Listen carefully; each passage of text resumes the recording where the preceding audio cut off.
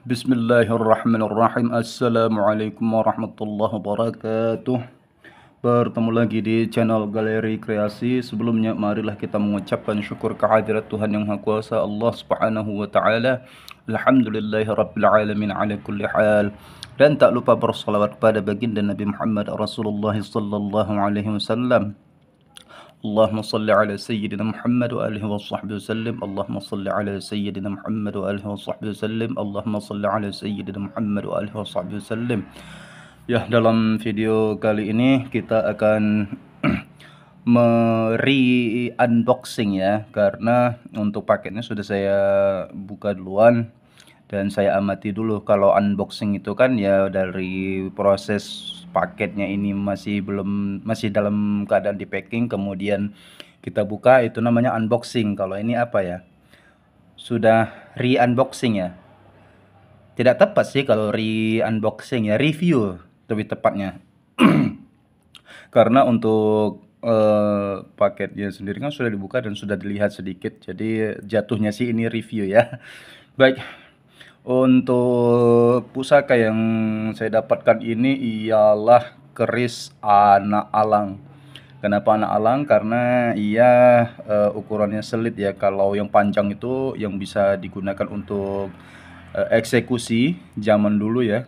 Karena kalau yang panjang itu dapurnya seperti ini, bentukannya seperti ini, rancang bangunnya seperti ini. Tapi kalau yang panjang di zaman dahulu itu untuk keris eksekusi, yang mana nama eksekusi atau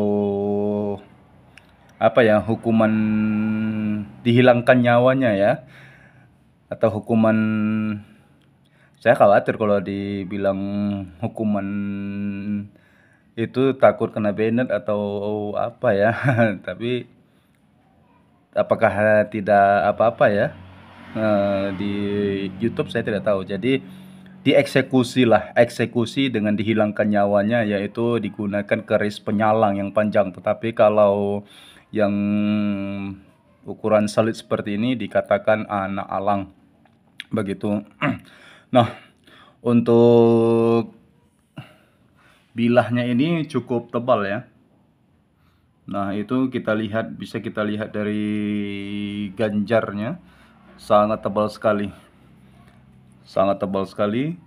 Dan untuk keadaan daripada ringnya atau kerawangnya ya ada yang terkena korosi ya, tetapi secara 60% ini masih utuh lah. Dan untuk ketebalan bilahnya ini tebal, ini sangat tebal dan ini berat, begitu. Dan untuk daripada posisi bilahnya sendiri atau keadaan bilahnya itu termasuk utuh ya, tidak ada korosi yang sangat fatal. Jadi memang utuh begitu. Hanya untuk dalam bagian ringnya ini saya rasa dalam keadaan 60% lah ya. Nah, kalau untuk kalau kita lihat dari handle-nya, ini seperti handle apa ya, bentukan handle Minang. Jadi memang kalau untuk keris di Minangkabau itu juga ada ya, yang mana kebanyakan memang yang saya ketahui, kebanyakan yang beredar di media sosial ataupun dari punya teman-teman saya begitu, itu keseringan itu look 3 dan anak alang begitu. Dan untuk sampir atau pakaian dari keris Minangkabau ini, dia lebih kecil daripada sampir keris-keris rumpun Melayu pada umumnya begitu, lebih ramping dia begitu, lebih ketinggiannya itu tidak, kalau untuk sampir keris Melayu kan dia agak tinggi ya. Sebentar saya ambil contohnya terlebih dahulu. Allah, jatuh, mohon maaf. Mohon maaf sebentar.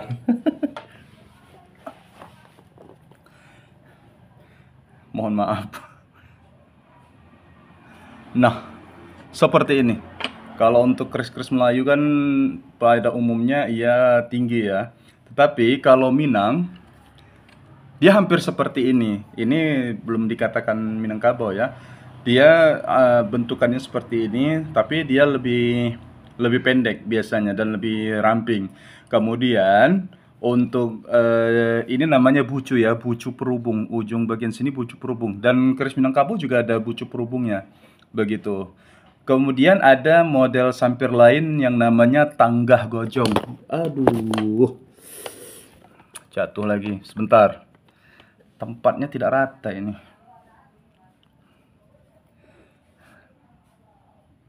Sebentar, kita seimbangkan dulu.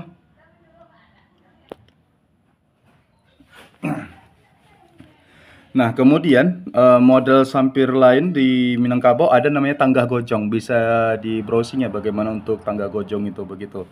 Jadi untuk Minangkabau itu ada dua jenis sampir ya.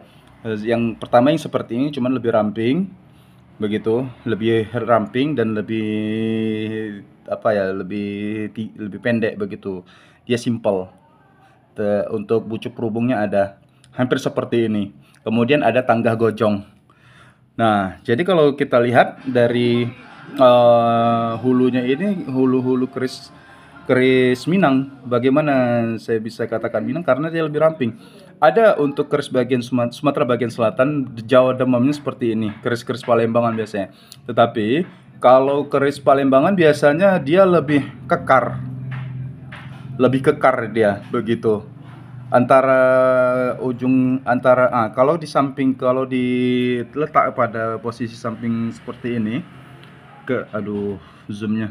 Nah, kalau dilihat dari sisi samping seperti ini, untuk keris Palembangan itu dia agak lebih lebar.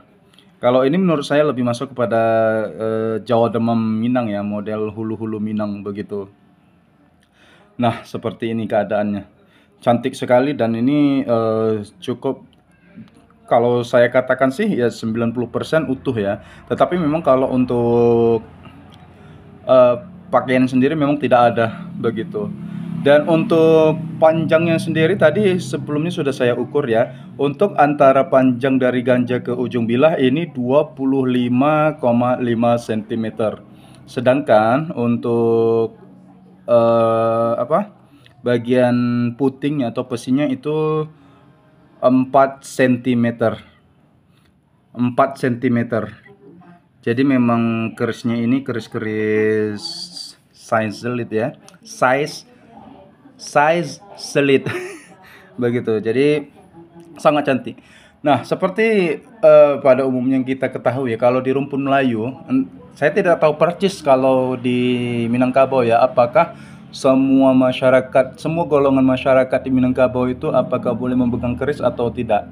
Ya, walaupun Minangkabau itu termasuk rumpun Melayu juga, tapi Melayu pada umumnya itu seperti Melayu-Melayu lain seperti Deli, Langkat, kemudian di Semenanjung pun seperti itu ya. Untuk untuk yang memiliki keris itu bukan sembarangan orang. Dia hanya pembesar dan para bangsawan. Makanya untuk jumlah atau kuantitas daripada keris di lapangan atau di lokasian itu lebih banyak keris Jawa daripada keris rumpun Melayu begitu, ataupun keris Melayu. Karena di masyarakat Jawa itu setiap status golongan masyarakat ia memiliki kerisnya masing-masing ya. Seperti misalnya dukun beranak itu brojol, kemudian petani itu keris-keris Mahesa ya, atau keris kebo seperti kebo lajer begitu. Ataupun para dalang itu kebanyakan lebih suka keris Pandawa. Jadi seperti itulah. Makanya kalau di lokasian pun, bahkan di wilayah-wilayah perkampungan orang-orang Melayu, saya banyak sering hunting ya di lokasian, seperti misalnya di Kabupaten Langkat, Kabupaten Deli Serdang, yang mana di sebagian wilayah itu ada orang-orang Melayu ya. Di Deli Serdang itu seperti misalnya Kecamatan Percut Saituan, Pantai Labu dan lain-lain. Itu bahkan lebih banyak ditemukan itu keris Jawa. Bahkan banyak juga orang Melayu menyimpan keris Jawa begitu. Mungkin ada hubungan transaksi zaman dulu ya, antara orang-orang tua mereka atau leluhur mereka, orang Melayu dan orang Jawa bertransaksi, baik itu barter ataupun sebagai cenderamata, kemudian diterima orang Melayu dan turun temurun begitu. Jadi banyak juga pusaka keluarga orang Melayu di Sumatera Utara ini yaitu keris Jawa begitu. Dan untuk kuantitas atau jumlah daripada keris Melayu itu sendiri cukup sedikit ya, tidak banyak. Jadi ya memang seperti itu.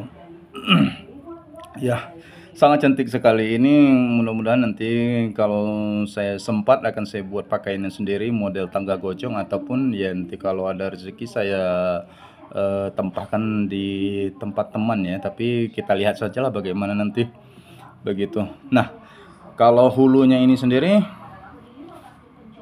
kita lihat dari apa ini ya, tulang atau resin ini.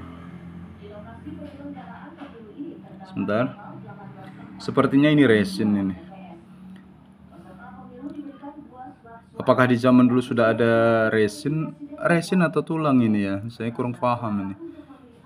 Sepertinya sih resin. Apakah di zaman dulu ada teknologi sudah ada resin ya? Tapi kalau dilihat dari kerisnya, memang kerisnya keris tua. Terlihat daripada patina hitamnya ini begitu. Nah, apapun itu keadaan pusaka, selama itu masih layak untuk disimpan dan dilestarikan, maka lestarikanlah begitu. Jangan sampai hilang di telan zaman ya. Dan demi menjaga kelestarian, kita juga tidak boleh hanya fanatik kepada keris-keris tua ya. Keris baru pun keris apa namanya, era keris kontemporer itu kita harus lestarikan juga, karena itu demi keberlangsungan para empu juga. Kalau lama-lama kita hanya fanatik kepada keris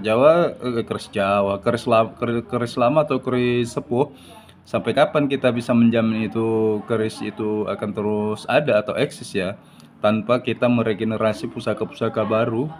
Kalau hanya kita fanatik kepada yang sepuh, bagaimana ke eksistensi daripada empu begitu. Jadi ya kita tidak boleh fanatik lah dengan tidak boleh fanatik. Bagaimana saya menempatkan bahasanya? Ya jangan terlalu fanatik berlebihan lah kepada keris tua. Ya kita harus juga mendukung eksistensi daripada empu atau pandai dengan membeli atau memaharkan karya-karya mereka. Baik, sampai di sini dulu video kali ini. Jangan lupa untuk channelnya di subscribe ya, dan klik tombol notifikasinya agar mengetahui update video saya yang terbaru, dan tentunya itu merupakan pendorong saya atau pemantik saya untuk lebih giat dalam membuat konten-konten tentang pusaka Nusantara, ataupun tentang budaya, ataupun tentang hobi saya yang lain. Baik, terima kasih. Assalamualaikum warahmatullahi wabarakatuh.